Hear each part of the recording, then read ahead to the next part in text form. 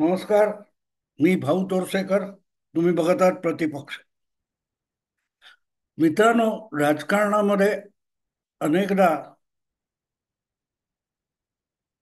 आपण जी कृती करतो ती आपली आहे हे समोरच्यांना कळू सुद्धा दिलं जात नाही. किंबहुना ती कृती अशा रीतीने केली जाते की केलेली असते आपण, त्याचे परिणाम तिसराच कोणीतरी भोगत असतो आणि जो करणारा असतो दुसरा, त्याच्याकडे सगळ्यांचं लक्ष जातं. एक गोष्ट तुम्हाला ते समजावं म्हणून सांगतो की अनेकदा आपण सिनेमा टीव्ही वगैरे बघत असतो, सिरियल, मालिका, कथा.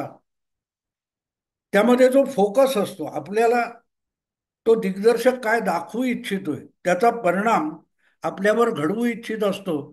तेव्हा संवाद जो असतो, बोलणारा एक व्यक्ती असतो, तो पाठमोरा असतो, त्याचा चेहरा आपल्याला दिसत नाही, पण तो बोलतोय.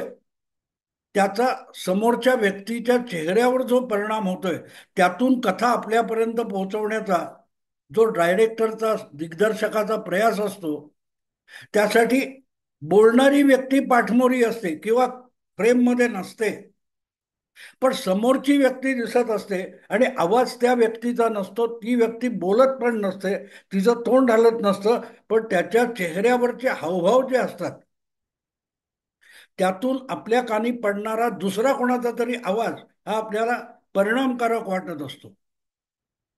आणि म्हणून एक गोष्ट बघायची असते किंवा समजून घ्यायची असते की अनेकदा ज्या समोरच्या गोष्टी घडतात, त्यामध्ये दिसणारी व्यक्ती, पात्र, त्यांचे वाद, शब्द, संवाद, हे सगळं विचार करताना त्यामागे सूत्रधार कोण आहे याचा विचार करावा लागतो. आणि जर तो विचार तुम्ही नेमका करू शकलात, तर मग बोलले जाणारे संवाद, होणाऱ्या गोष्टी, याला तोंड कसं द्यायचं, प्रत्युत्तर कसं द्यायचं, सामोरं कसं जायचं, याची काही योजना तुम्हाला बनवता येते आणि समर्थपणे तुम्ही त्या हल्ल्यातून किंवा त्या सगळ्या घटनेतून सुखरूप बाहेर पडू शकत असता.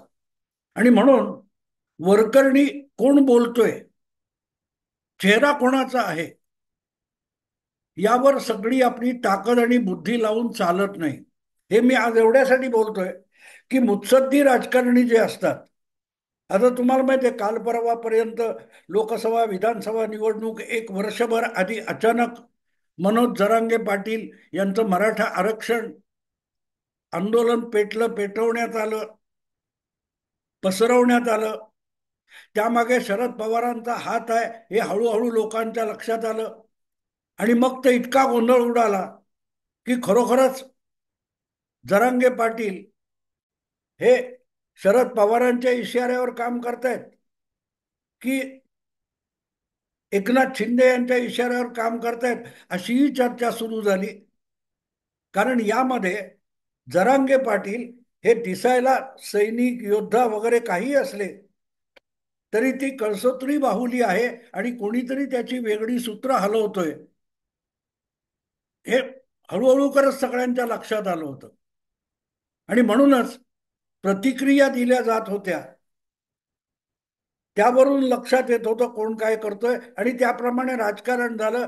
आणि वरकरणी अत्यंत आक्रमक आणि प्रभावी वाटणारं जे मनोज जरांगे पाटील नावाचं व्यक्तिमत्व होतं, ते बघता बघता दिसेनासं झालेलं आहे. आज कोणही एक वर्ष मागे जा, लोकसभा निवडणुका ऐन भरात आल्या असताना जरांगे पाटील आपले उमेदवार उभे करणार, येऊ तेव तेव तेव काय काय बोललं जात होतं. एकेका मतदारसंघात दोन दोनशे उमेदवार उभे करणार, मग सगळे मतदारसंघात उमेदवार उभे करणार, काय काय बोललं जात होतं. एकही उमेदवार उभा राहिला नाही, ना विधानसभेला राहिला ना लोकसभेला राहिला. प्रॅक्टिकली जरांगे फॅक्टरचा निवडणुकीवर कुठलाही परिणाम झाला नाही. पण सातत्याने फोकस जरांगे पाटील यांच्या चेहऱ्यावर होता, त्यांच्या हालचालीवर होता. पण जरांगे पाटील नावाच्या कळसूत्री बाहुलीला कोण हलवतोय याचा विचारच होत नव्हता. आणि म्हणून जरांगे पाटील यांचं आंदोलन किंवा ज्या डरकाळ्या आहेत ह्या निष्प्रभ ठरतील, हे मी सातत्याने सांगत आलो. याचं कारण हे कळसूत्री बाहुलं आहे. याचा बोलविता धनी कोणी वेगळा आहे हे ओळखूनच मी जरांगे पाटील यांचा जनमानसावर किती प्रभाव पडेल याबद्दल बोलत होतो.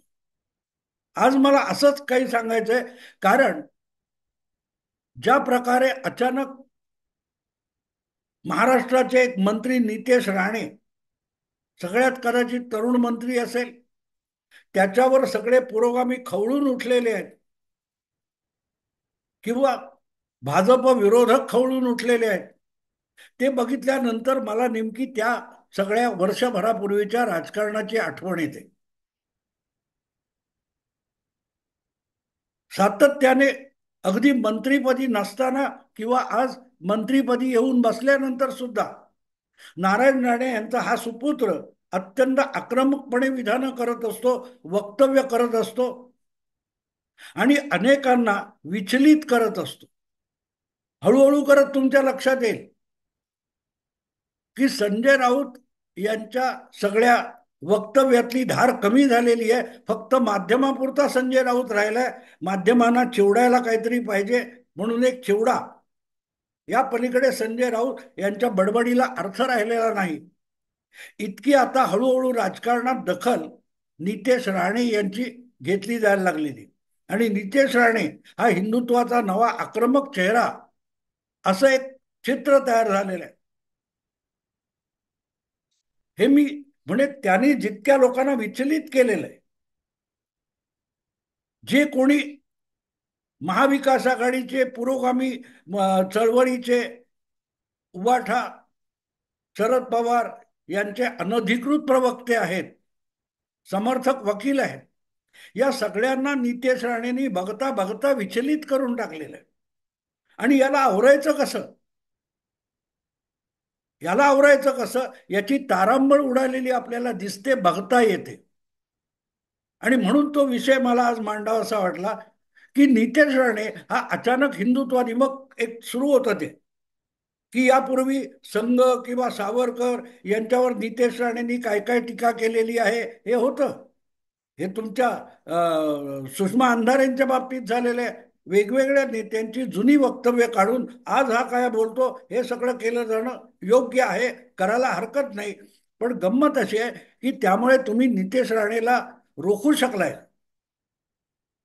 नितेश राणेच्या या सगळ्या वक्तव्यांचा, आक्रमकतेचा हेतू काय आहे याकडे त्यांचे विरोधक किती बारकाईने बघतात. भाजपचे विरोधक आणि हिंदुत्वाचे विरोधक, स्वतःला पुरोगामी म्हणवणारे लोक, हे नितेश राणे यांच्या वर्तनाकडे आणि वक्तव्याकडे किती गंभीरपणे आणि बारकाईने बघतात आणि समजून घेतात याचा मला प्रश्न पडलाय. आणि म्हणून तो विषय आज मला स्वतंत्रपणे मांडायचा आहे. आणि याविषयी मला आजच काही नवा साक्षात्कार झाला असं बिलकुल नाही. 2-3 वर्षापूर्वी केव्हा तरी ज्यावेळेला नितेश राणे हे तावाने बोलत मीडिया समोर यायचे, आणि तुम्हाला आठवत असेल तर संजय राऊत यांनी रोज सकाळी पत्रकार परिषद घ्यायची, त्यांच्या घरी प्रातर्विधीला जावं तसं सगळे पत्रकार चॅनेलचे जायचे. त्यानंतर तासाभराने नितेश राणे पत्रकारांसमोर यायचे आणि संजय राऊत आणि उद्धव ठाकरे आणि ठाकरे परिवार यांच्यावर हल्ला करायचे. हा सगळा घटनाक्रम 2-2.5 वर्षापूर्वी जेव्हा सुरू झाला तेव्हा मी एक व्हिडिओ केलेला होता, आणि त्यामध्ये नितेश राणे सारख्या आक्रमक शिवसैनिकाच्या मुलाला आज संजय राऊत किंवा उबाठा शिवसेनेच्या विरोधात हिंदुत्वाचा चेहरा म्हणून उभं करण्याचं किंवा प्रवक्ता करण्याचं जे पाऊल देवेंद्र फडणवीसांनी भाजपचा महाराष्ट्रातला सर्वोच्च नेता म्हणून उचललंय, त्यासाठी मी फडणवीसांची पाठ थोपटली होती. कारण नितेश राणे हे त्या आरंभीच्या काळापासून तुम्ही बारकाईने बघाल तर ते हिंदुत्वापेक्षाही पहिल्यांदा ठाकरे परिवार, उद्धव ठाकरे, आदित्य ठाकरे आणि संजय राऊत यांनाच लक्ष करून बोलत होते, टोचून टोचून बोलत होते. त्यांच्या एकेका आरोपाला किंवा टीका टवाळीला तितक्याच समर्थपणे उत्तर देत होते. आणि हा एक ही मर्यादा, उभाठा शिवसेना, ठाकरे परिवार, सामना, हे ह्या गोष्टी सोडल्या तर मग काँग्रेस पक्ष आहे किंवा राष्ट्रवादी काँग्रेस पक्ष आहे, याविषयी तुमचे नितेश राणे जवळपास काहीही बोलत नव्हते. जणू काय त्यांना एक ठरवून दिलेलं होतं की हे तुमचं क्षेत्र आहे. सामना, संजय राऊत, उबाठा. त्या काळात मी हा व्हिडिओ केला होता की अत्यंत विचारपूर्वक देवेंद्र फडणवीसांनी केलेली खेळी आहे. एक प्रकारे आपला मोहरा म्हणून नामा निराळ राहून या लोकांना झोडून घ्यायचे आणि विचलित करायचे. आणि अर्थातच तेव्हापासून हळूहळू करत उद्धव ठाकरेंचे समर्थक असतील किंवा पुरोगामी मिरवणारे वक्ते प्रवक्ते असतील, हे हळूहळू करत नितेश राणे यांच्याकडे वळायला लागले होते. पण शक्य तितकं नितेश राणेकडे दुर्लक्ष करायचं ही भूमिका होती. पण नितेश राणेकडे चिकाटी होती. कुठच्याही कॅमेऱ्यासमोर असो, पत्रकार परिषद असो, किंवा कुठल्या तरी आंदोलनाच्या स्वरूपात काढलेला मोर्चा असो, निदर्शनं, धरणं असो, किंवा विधानमंडळ असो, ज्या प्रकारे नितेश राणेंनी किल्ला लढवला, दिलेली जबाबदारी होती, तो किल्ला लढवला. आणि हळूहळू करत नितेश राणेंनी शिवसेना, उबाठा,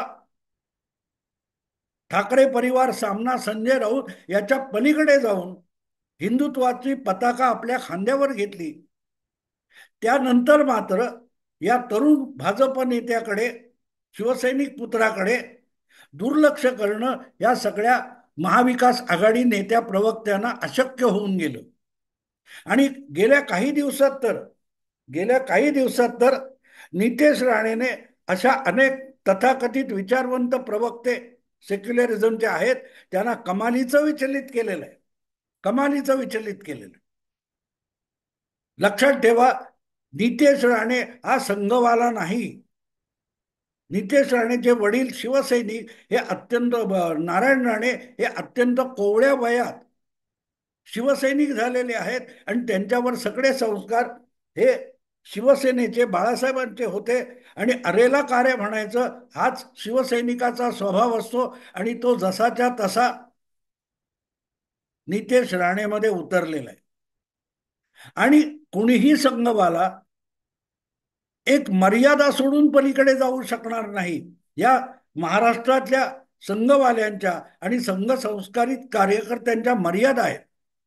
त्या मर्यादा जर आपण ओलांडू शकत नसू आणि तरीही असे हल्ले होणार असतील, तर मग त्याला समर्थपणे उत्तर देणारा पर्याय शोधायला पाहिजे. हे लक्षात घेऊनच देवेंद्र फडणवीस आणि कदाचित संघाच्याही सहमतीने नितेश राणे यांना पुढे करण्यात आलं. आणि तो निर्णय हा किती योग्य ठरलाय त्याची आता साक्ष मिळते की मंत्री पद देऊन सुद्धा नितेश राणे किंचितही आपली आक्रमकता कमी करत नाहीयेत. आणि दुसरीकडे त्या नितेश राणेंना कायद्याच्या कचाट्यात पकडणं सुद्धा त्यांच्या विरोधकांना अशक्य होऊन गेले. आपण कुठे कोणाला पाठवायचा आणि त्यातून काय साधायचं, हे गणित युद्धशास्त्रामध्ये फार महत्वाचं असतं.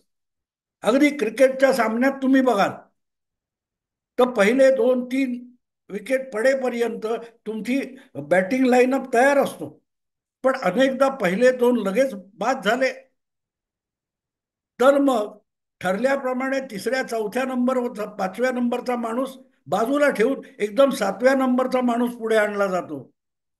नाईट वॉचमन म्हणून अनेकदा बॅट्समन नसलेल्याला पाठवतात.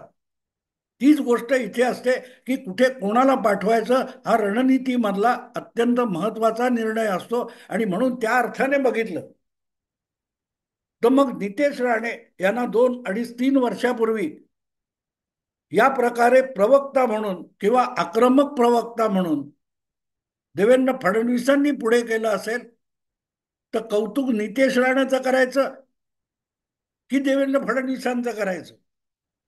असा प्रश्न मला पडतो. आणि म्हणून ते मी शीर्षक दिलंय, कौतुक देवाभाऊचं करायचं की त्यांनी ज्याला आपल्या वतीने योद्धा म्हणून पुढे केले. सोपी गोष्ट नाही मित्रांनो. तसा तुलनेने मला वाटते दोन किंवा ही तिसरी टर्म असेल नितेश राणेची.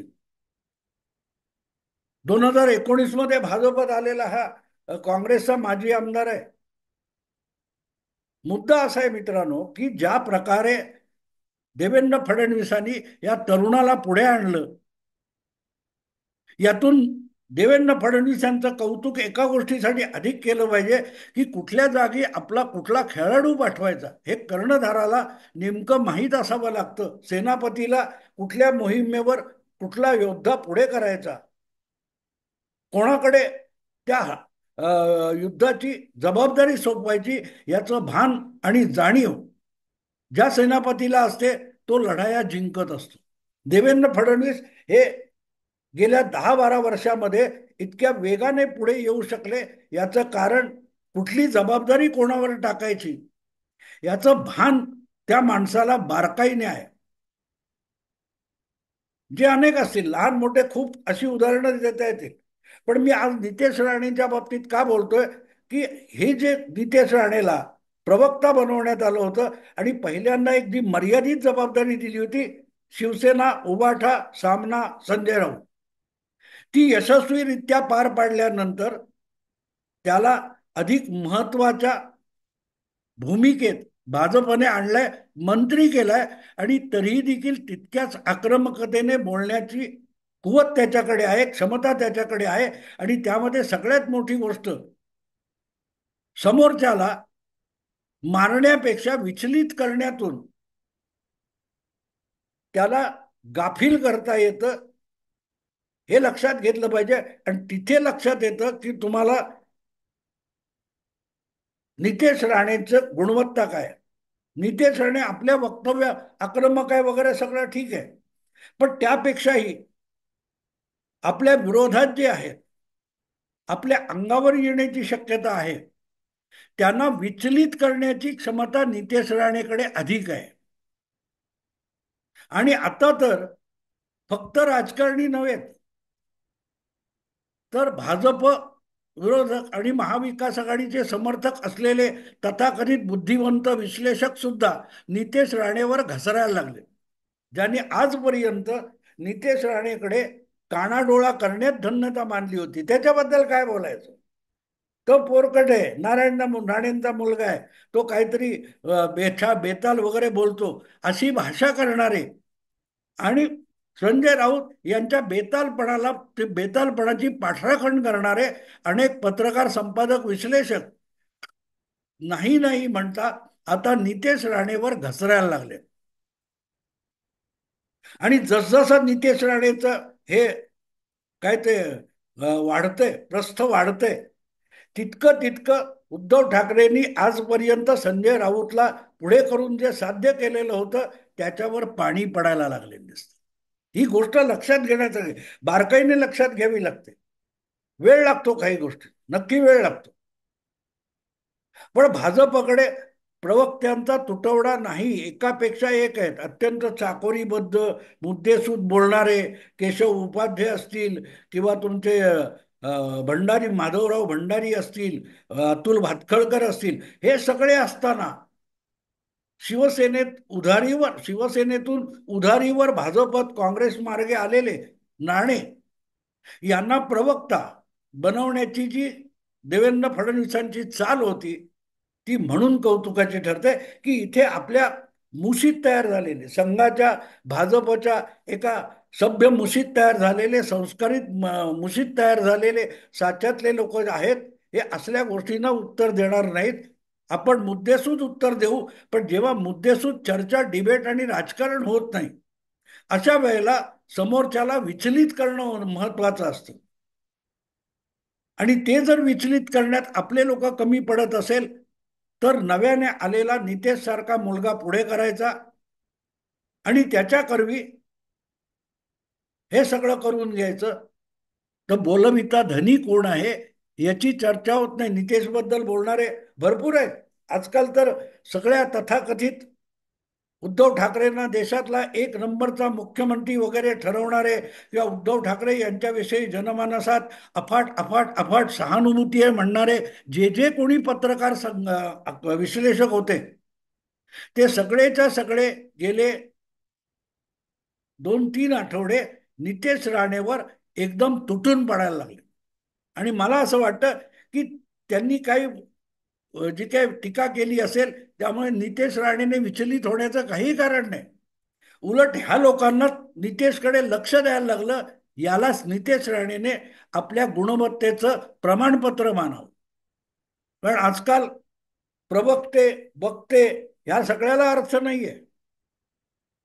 सुषमा अंधारे आणि संजय राऊत यासारख्या लोकांनी, प्रवक्ता म्हणजे समोरच्याला विचलित करणारा आणि विषयामध्ये नको तितकं विषयांतर घडवून आणणारा, प्रश्न असेल त्याच्या चौपट कुठचं तरी भलतंच उत्तर देऊन मूळ विषयाला बगल देणारा आणि समोरच्यांचा मानसिक गोंधळ उडवून देणारा तो प्रवक्ता, अशी जी एकूण त्याची व्याख्या झालेली आहे, त्यामध्ये नितेश राणेंनी आपण पारंगत असल्याचं दाखवलं.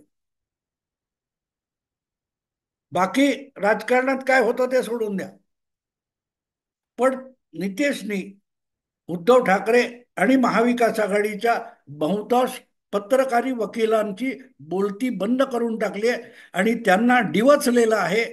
त्यांना आपल्याकडे लक्ष याला भाग पडला असेल तर नितेशच्या पेक्षाही मला असं वाटतं की देवाभाऊचं कौतुक केलं पाहिजे की त्यांनी हा माणूस, हा तरुण शोधून योग्य जबाबदारी त्याच्याकडे दिलेली आहे. असो, आत्ता इथेच थांबतो. आवडलं लाईक करा, शेअर करा आणि प्रतिपक्षाला सबस्क्राईब करा. नमस्कार.